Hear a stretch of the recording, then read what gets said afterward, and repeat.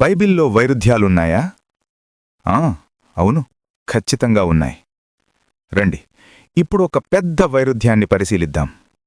అదేంటంటే, దేవుడు నిద్రపోతాడా, నిద్రపోడా అనే ప్రశ్న. దానికి బైబిల్ చెప్పే సమాధానాలు. ఈ ఒక్క ప్రశ్నకు ఒక్కో క్రైస్తవుడు దగ్గర ఒక్కో సమాధానం ఉంటుంది. కొందరు గట్టిగా వాదిస్తారు, మా దేవుడు నిద్రపోడు అని. వారు వెంటనే చూపించే వాక్యమిదే. కీర్తనల గ్రంథము 121:4. ఇశ్రాయేలును కాపాడువాడు కునుకడు, నిద్రపోడు. దీని ప్రకారము ఇశ్రాయేలీల దేవుడైన యెహోవా ఎప్పుడూ మెలకువగా ఉంటాడు. మరికొందరంటారు, లేదు లేదు, మా దేవుడు నిద్రపోయాడు, అందుకే మేము దావీదు రాసిన కీర్తనలు పాడి ఆయన నిద్రలేపుతాం అంటారు. కీర్తనల గ్రంథము 44:23. ప్రభువా, మేల్కొనుము, నీవేళ నిద్రించుచున్నావు, లెమ్ము, నిత్యము మమ్మును విడనాడకుము. ఇక్కడ భక్తులు దేవుణ్ణి నిద్రలేపుతున్నారు. అంటే దేవుడు నిద్రపోయాడనే కదా అర్థం. ఇక మూడవ రకం భక్తులు, వారి వాదన ఇంకా విచిత్రంగా ఉంటుంది.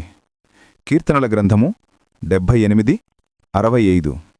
అప్పుడు నిద్ర నుండి మేల్కొను ఒకనివలను, మధ్యవసుడై ఆర్భటించు పరాక్రమశాలి వలను ప్రభువు మేల్కొనెను. వీరి ప్రకారము దేవుడు బాగా మందుకొట్టి నిద్రపోయిన త్రాగుబోతులాగా నిద్రలేచాడు.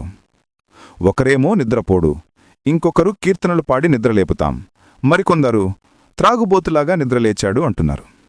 ఇంతకీ దేవుడు నిద్రపోతాడా, త్రాగుబోతులాగా నిద్రలేస్తాడా? యెహోవా సంగతేమో కాని యేసు మాత్రం కొత్త నిబంధనలో నిద్రపోయాడు, నిద్రలేచాడు. మార్కు 4:38. ఆయన దోనె అమరమున తలగడ మీద నిద్రించుచుండెను. వారాయనను లేపి, బోధకుడా, మేము నశించిపోవుచున్నాము, నీకు చింతలేదా అని ఆయనతో అనిరి. మార్కు 4:39. అందుకాయన లేచి గాలిని గద్దించి నిశ్శబ్దమై ఊరకుండుమని సముద్రంతో చెప్పగా గాలి అణగి మిక్కిలి నిమ్మళమయ్యను. ఈ వైరుధ్యాన్ని మీరెలా అర్థం చేసుకుంటారు? కామెంట్ చేయండి.